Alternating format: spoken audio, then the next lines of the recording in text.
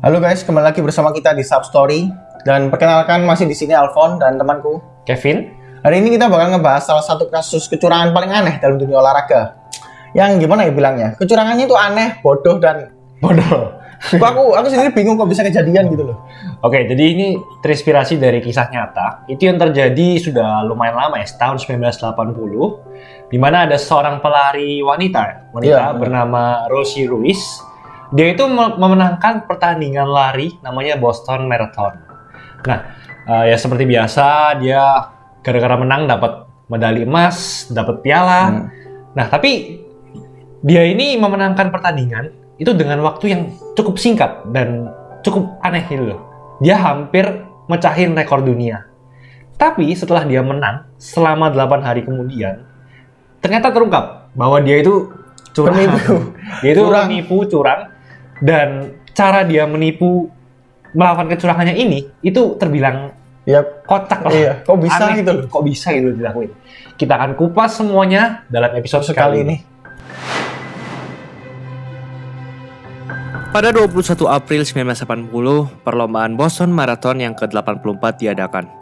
Boston Marathon sendiri merupakan perlombaan maraton tahunan yang telah diadakan sejak 1897 setelah terinspirasi dari kompetisi maraton pertama yang diadakan pada Olimpiade 1896. Sejak tahun itu pun, berbagai pelari amatir dan profesional dari seluruh dunia berkumpul di beberapa kota di Boston, Massachusetts, Amerika setiap tahunnya untuk mengikuti maraton yang termasuk dalam seri maraton dunia ini. Bahkan saat tahun-tahun Perang Dunia dan pada era The Great Depression pun, perlombaan ini terus diadakan setiap tahun. Ribuan peserta akan bersaing untuk mengalahkan medan berbukit di New England yang terkenal sangat sulit dengan berbagai macam cuaca yang mungkin terjadi selama perlombaan itu. Lintasan dari maraton itu sendiri memiliki panjang 26,2 miles atau sekitar 42 km. Dengan kondisi seperti ini, sulit bagi pelari biasa untuk dapat menyelesaikannya. Setiap tahunnya, lebih dari 500.000 penonton dari seluruh dunia menyaksikan pertandingan ini, menjadikan perlombaan ini sebagai salah satu perlombaan maraton terbesar di dunia. Perlombaan Boston Marathon sendiri terbagi atas beberapa kategori yang dibedakan berdasarkan jenis kelamin dan beberapa kualifikasi khusus. Perlombaan ini juga dibuka untuk umum dan semua peserta dari seluruh negeri diperbolehkan untuk mengikuti perlombaan ini. Namun terdapat beberapa kualifikasi yang harus dipenuhi, seperti umur minimal 18 tahun, syarat waktu minimum untuk setiap kategorinya. Kemudian untuk pemenang dari maraton ini akan memperoleh $150.000 kepada juara satu di kategori terbuka dan sejumlah uang lainnya yang diberikan kepada setiap pemenang di kategori dan urutan setelahnya. Menarik sih, tapi aku sendiri belum pernah sih ikut kayak maraton atau fun run gitu. Nah, kalau kamu pernah nggak, Vin? Ya, nggak pernah lah ya. Kalau menurutku itu, maraton itu cuman buat orang-orang yang sudah pro itu lah ya, depannya. Ya, istilahnya kalau dalam dunia olahraga itu bukan manusia lah, kayak udah pemain NBA, sangat-sangat atletis dan apa ya? Teruji gitu ya? Iya, teruji lah. Nggak bisa orang biasa itu ikut maraton nggak bisa, kayak gitu. Terus kalau dari aku ya, kan tadi kan disebutin kalau Olimpiade dan Boston Marathon ini tetap diadakan meskipun di era Perang Dunia. Benar. Menurutku ini aku baru saja nonton film namanya Susi Susanti. Dia itu kayak pebadminton wanita yang jago lah di Indonesia. Nah, ini kasusnya itu sama. Jadi kayak mungkin ada yang bingung ya, loh, kenapa kok Perang Dunia sama era Great Depression itu kayak kejatuhan ekonomi gitu. Iya, benar. Kok Olimpiade kayak gini itu masih ada diadakan. Nah, sebenarnya justru Olimpiade kayak gini itu sarana buat ngebuktiin kalau kita itu masih kuat gitu loh. Contoh ya, waktu itu Susi Susanti di filmnya itu ada kayak kompetisi badminton itu terjadi pada tahun 1998. Nah, 1998 itu kan yang lagi krisis-krisisnya Indonesia kan, lagi hancur-hancurnya Indonesia kan. Tapi mereka memutuskan untuk tetap bertanding. Kenapa? Karena justru di pertandingan itu kita bisa ngebuktiin ini loh, kita Indonesia, kita masih tetap mau bertanding meskipun di negara kita itu kayak gitu. Nah, jadi kayak sebagai ajang pembuktian dan biar negara Indonesia itu bisa dilihat lah. Nah, makanya Olimpiade kayak gini itu tetap diadain. Tapi aku jadi keinget sih, kemarin aku kan sempat baca-baca kan ya. Ternyata ada 1 tahun di mana Boston Marathon tuh nggak diadakan loh. Nah, kenapa? Nah, coba tebak. Kira-kira tahun apa? Tahun Boston Marathon nggak diadakan. Iya. Perang aja diadakan, Great Depression aja diadakan. Tapi ada 1 tahun yang di tahun tersebut nggak diadakan. Nah, kira-kira kenapa itu? Apa ya? Mungkin waktu kemerdekaannya Amerika. Jadi satu-satunya tahun nggak diadakan itu Nah. ya tahun kemarin gara-gara pandemi ini. Oh, Tahun 2020 juga sih. Iya, betul. 2020 lalu nggak diadakan. Rosie Ruiz sendiri merupakan seorang wanita kelahiran Kuba pada 21 Juni 1953 yang berhasil memenangkan kategori wanita pada rangkaian Boston Marathon dengan waktu 2 jam 31 menit 56 detik.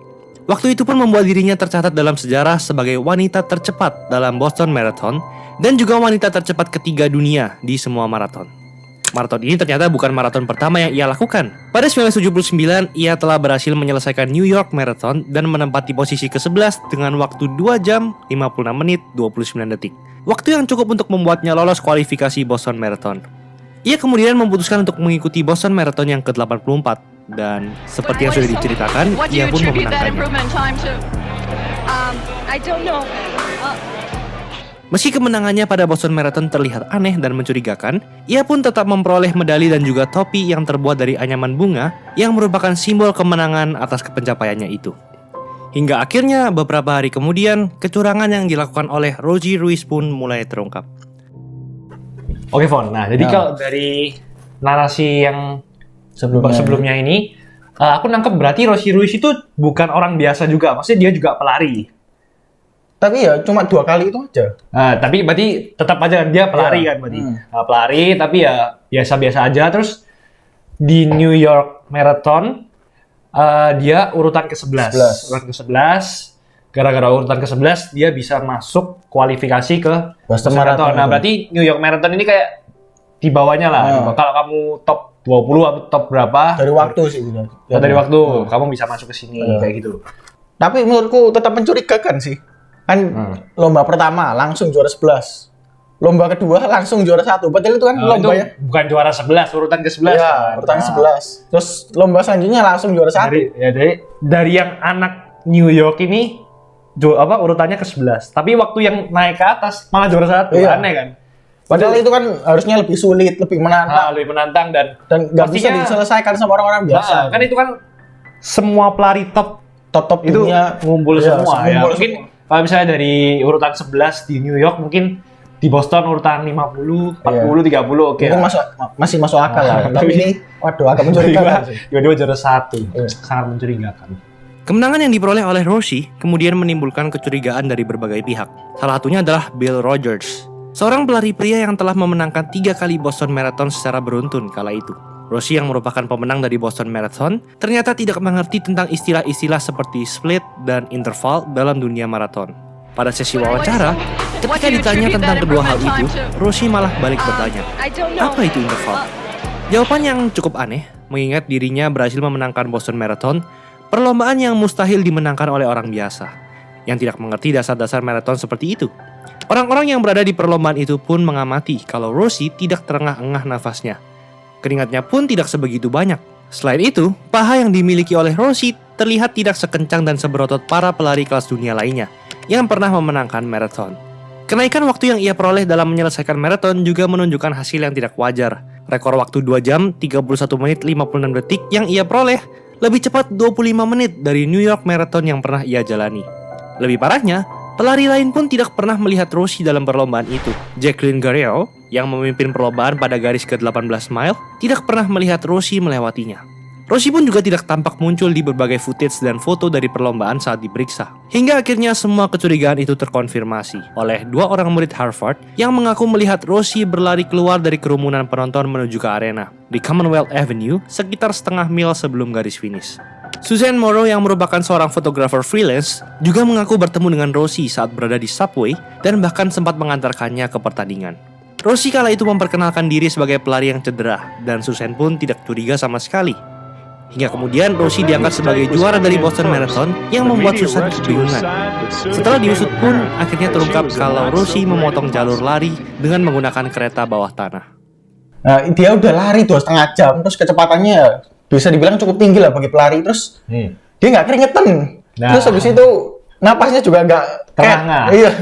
Kayak biasa aja ya. Biasa bener-bener aja. Bisa gitu. Kan juara. At least kan kelihatan lah. Jadi mungkin kakinya itu kenceng uratnya keluar semua gitu. Dan sebenarnya kayak gini, Von. Kalau menurutku ya, kita itu karena kan juga sebagai pemain basket lah. Ya, benar. Sebelum kalian bertanding pun itu sebenarnya ya itu udah kelihatan orang yang mana yang bakal juara. Itu Dari fisiknya. dari fisiknya itu kelihatan. Jadi misalnya kalau di basket ya, misalnya kalian ada 2 tim yang mau bertanding. Satu timnya itu berotot, tinggi-tinggi semua, uratnya itu kelihatan semua. Terus tim yang lawannya itu Pendek-pendek, kurus-kurus. lurus. Terus dari modelnya itu kelihatan, itu udah kelihatan mana yang bakal menang. Dan menurutku di semua perlombaan itu ya kurang lebih kayak gitu. Kayak gitu. Olahraga yang menggunakan fisik loh ya. Iya. Kurang lebih kayak gitu. Jadi ya apa ya? Menurutku Rossi Ruiz ini planningnya itu kurang lah. Nah, jadi kayak kalau mau curang itu ya Dipikir-pikir dulu. dipikir-pikir dulu, Planning yang dipikir- matang dulu. di planning yang matang, dipikir jauh-jauh. Apalagi kayak pertanyaan yang dasar juga dia nggak bisa jawab itu kayak mana? Anggapannya kalau bola atau basket ya, Nah, disuruh free throw tapi bingung. iya loh. Free throw ngapain? Makanya, Anda ini kurang pintar planningnya ini Rossi Ruiz. Tapi satu lagi sih yang bikin aku bingung. Hmm. Bisa-bisanya gitu loh, dia motong jalur lari pakai kereta bawah tanah. Bawah tanah. Jadi kayak anggapannya tengah-tengah itu, tengah-tengah pertandingan waktu lagi sepi-sepinya, dia kabur keluar. Terus ke kereta bawah tanah, terus akhirnya masuk lagi ke pertandingan. Bisa-bisanya gitu loh, nggak ketahuan. Aneh serius. 25 April 1980, New York City Marathon Officials kemudian merilis hasil investigasi, di mana mereka tidak dapat menemukan tanda-tanda keberadaan Rossi di sekitar garis finish, dan komite pun memutuskan untuk mendiskualifikasi Rossi dari perlombaan New York Marathon pada 1979.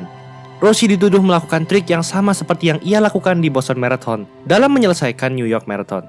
Sekitar seminggu kemudian, Boston Athletic Association juga memutuskan untuk mendiskualifikasi Rossi Ruiz dari Boston Marathon 1980. Kemenangannya pun dicopot, dan Jacqueline Guerrero kemudian diangkat sebagai juara Boston Marathon dengan waktu 2 jam 34 menit 28 detik. Lalu rekor sebagai wanita tercepat dalam Boston Marathon pun juga berpindah kepadanya. Beruntungnya Rossi tidak pernah menerima konsekuensi hukum apapun atas kecurangan yang ia lakukan dalam Boston Marathon. Namun sejak saat itu, perlombaan marathon menetapkan aturan dan penjagaan yang jauh lebih ketat untuk mencegah peristiwa ini terulang kembali. Oh jadi gini Fon, jadi di pertandingan yang New York itu dia udah curang. Iya, ternyata udah durang juga. Lewat kereta bawah tanah, tapi nggak ketahuan. Iya, nggak ketahuan. Karena masih wajar lah urutan ke-11 gitu. Terus, soalnya kan bukan juara 1 ya kan Iya. nggak mungkin disorot. Juara Iya. ke-11 gitu. Terus di Boston dia ulangin lagi. Iya. Tapi langsung gas juara 1, gak usah posisi 11-11 juara 1. Langsung aja. Terus akhirnya si Jacqueline Guerrero itu diangkat jadi juara. Juara 1. Dia itu 3 menit berarti kan 2 jam. Kalau yang rekornya Rossi Ruiz kan 2 jam 31 menit. Iya. Kalau yang Jacqueline 2 jam 34. 34. Berarti lebih 3 menit lah. Iya. Ya 3 menit tapi ya lumayan lah. Lumayan. Akhirnya kan tetap rekornya kan jatuhnya ke Jacqueline kan. Tapi untungnya dia nggak dihukum loh. Nah iya itu aneh banget sih. Iya. Kalau menurut kalian harusnya dihukum apa guys kayak gitu? Tapi harusnya ya udah malu banget sih ya. Ya udah malu banget tapi gini loh. Kalau menurutku ya, kenapa sampai kayak kejadian kayak gini tuh nggak dijaga ketat dan Rossi Ruiz ini masih bisa 2 kali berarti. 2 kali Iya, dia 2 melancarkan aksinya. Iya. Kalau menurutku mungkin ya correct me if I'm wrong ya. Mungkin olahraga bidang ini itu nggak terlalu disorot. Makanya dia itu penjagaannya itu nggak terlalu ketat gitu loh. Mungkin olahraga lain ada yang lebih penting, makanya dananya itu dimasukin ke olahraga lain itu yang lebih penting. Jadi kayak mungkin olahraga yang kayak gini nggak terlalu ketat, mungkin ya nggak terlalu populer mungkin kayak gitu alasannya. Tapi setelah yang aku baca-baca ya, setelah kejadian Rossi Ruiz ini, jadi setiap maraton itu sekarang ada checkpointnya. Oh. Jadi nggak bisa kayak langsung lompat ngelewati jalur gitu. Jadi ada checkpoint-checkpoint yang harus dilewati. Harus dilewati. Jadi terkonfirmasi gitu loh, nggak bisa lompat langsung. Kayak yang checkpoint di game-game itu nggak sih? Iya, iya. Oh kayak gitu. Jadi kayak terdaftar gitu, udah ngelewati titik ini belum. Jadinya Kalau- lebih aman lah. Oh iya bagus. Dengan segala bukti dan tuduhan yang ada, Rossi tidak pernah mengakui kecurangan yang ia lakukan pada Boston Marathon 1980. Dalam sesi wawancara yang ia lakukan dengan para media, ia menyatakan bahwa dirinya telah menyelesaikan Boston Marathon secara penuh. Namun Steve Marek yang sebelumnya diketahui membela Rossi, mengatakan kepada media kalau Rossi sempat mengaku kepadanya kalau ia memang melakukan kecurangan. Rossi bahkan mengatakan kalau ia sendiri kaget ketika mengetahui kalau ia ternyata berada di posisi pertama dalam perlombaan itu. Namun Rossi tidak pernah mengonfirmasi perkataan Steve itu, dan ia tetap kukuh atas pendirian bahwa ia menyelesaikan keseluruhan Boston Marathon pada 1980, seperti dalam wawancara yang ia lakukan pada tahun 2000. Meski tidak menerima konsekuensi hukum apa-apa atas kecurangannya, beberapa tahun kemudian Rossi ternyata sempat mendekam di penjara. Tidak hanya kecurangan dalam dunia olahraga, ia pun ternyata juga terlibat dengan berbagai penipuan dan transaksi narkoba. Pada 1982, ia sempat ditahan karena menggelapkan uang sebesar $60.000 milik perusahaannya. Kemudian pada 1983, ia juga ditahan polisi karena keterlibatannya dalam transaksi narkoba. Hingga kematiannya pada 2019 lalu pun, ia tidak pernah mengakui dan mengungkap alasan mengapa ia melakukan kecurangan itu. Nah. Tapi ada satu hal sih yang menarik buatku. Apa tuh? Dengan semua kecurangan yang dia lakukan, terus sudah bukti-bukti udah banyak gitu. Terus ada temennya yang cepu lagi, si Steve Marek. Tapi dia tetap berpendirian teguh gitu loh. Iya. Sampai akhirnya dia tetap nggak mau ngaku gitu, kalau dia melakukan kecurangan. Oh, jadi Steve Marek ini kayak semacam pengacaranya ya? Ya kayak teman yang bantu gitu. Nah, terus ya kalau menurutku ya mungkin buktinya itu udah ketahuan nyata, tapi kalau misalnya Steve ini masih bantu ya mungkin orang-orang bakal image-nya Steve mungkin bakal buruk tuh kayak ini loh temanmu jelas-jelas udah kayak gini, kamu masih bantu, kamu ini tolol atau gimana kamu ini? Jadi ya udah. Daripada aku diejekin tolol udahlah aku. Ya, tapi ya gak tahu lah. Mungkin gitu ya mungkin. Ya menurutku ini klasik lah, namanya penjahat ya gak mungkin ngaku kalau dia ngelakuin kejahatan. Kalau misalnya si Rossi ini langsung ngaku kalau dia ngelakuin kejahatan ya langsung dipenjara lah kan. Siapa yang mau dipenjara gitu, kayak gitu. Jadi ya. Tapi akhirnya pun dia dipenjara juga. Pada akhirnya juga dipenjara. Karena kasus lain kan. Nah, ya, orang jahat pasti ya akhirnya. Mungkin memang wataknya seperti itu. Wataknya seperti itu ya. Pada akhirnya bakal jahat juga. Iya. Oke, sekian itu aja pembahasan mengenai episode kali ini ya, Pon. Ya. Kalau menurut kalian gimana guys? Pendapat kalian tentang kisah kali ini? Nah, kalau kalian ada saran atau request tentang topik-topik yang ingin dibawakan selanjutnya, kalian bisa tulis di komen di bawah. Oke, see you on another episode of Sub Story.